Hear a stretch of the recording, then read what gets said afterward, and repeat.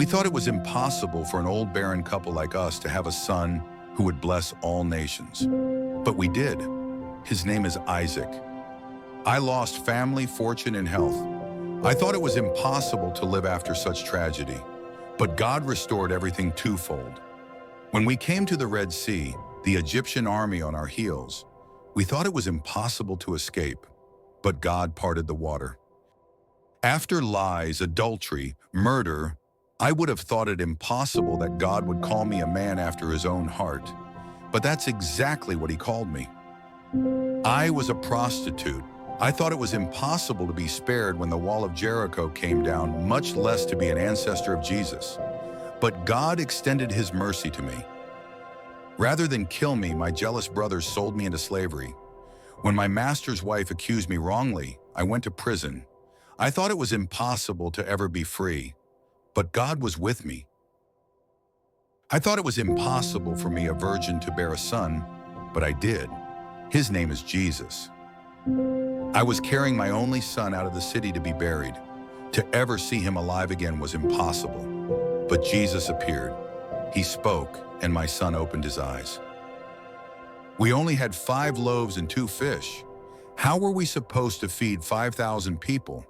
For us, it was impossible. For Jesus, it was enough. I thought it was impossible when people were hurling stones at me that someone would step up and defend me. But Jesus did. He rescued me. My desperate friends dug a hole in the roof and lowered me on a mat to see Jesus. I thought, I'm paralyzed. This is impossible. But he spoke. I got up, took my mat, and walked home. I thought it was impossible when I washed Jesus' feet with my hair in tears that he would defend me in the midst of important people like Simon the Pharisee. But he did. He honored me.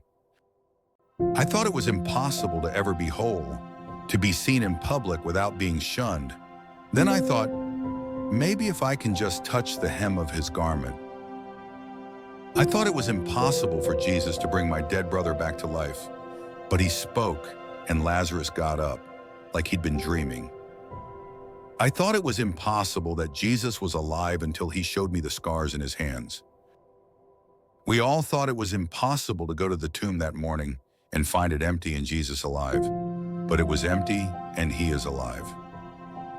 There are moments in life when everything inside us breaks, when dreams we cherished fall to the ground, when doors close and the way forward disappears. We whisper in our hearts, this is impossible.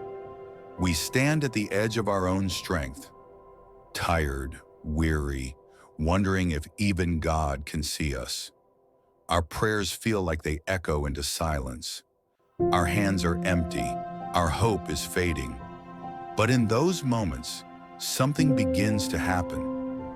Not because we are strong, but because he is strong. Not because we see a way, but because he makes a way. Our impossibility becomes his canvas for a miracle. Luke chapter 1 verse 37 says, "For with God nothing shall be impossible." When we thought it was over, when we thought the mountain was too high, when we thought the battle was lost, God stepped in. God moved. God did what only he could do. So if you are tired today, if your heart feels heavy, please don't be discouraged. Hold on. Keep everything in prayer.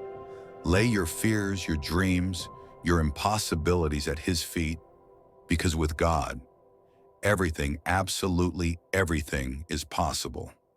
Mark chapter 10:27 says, "With man this is impossible, but not with God. All things are possible with God."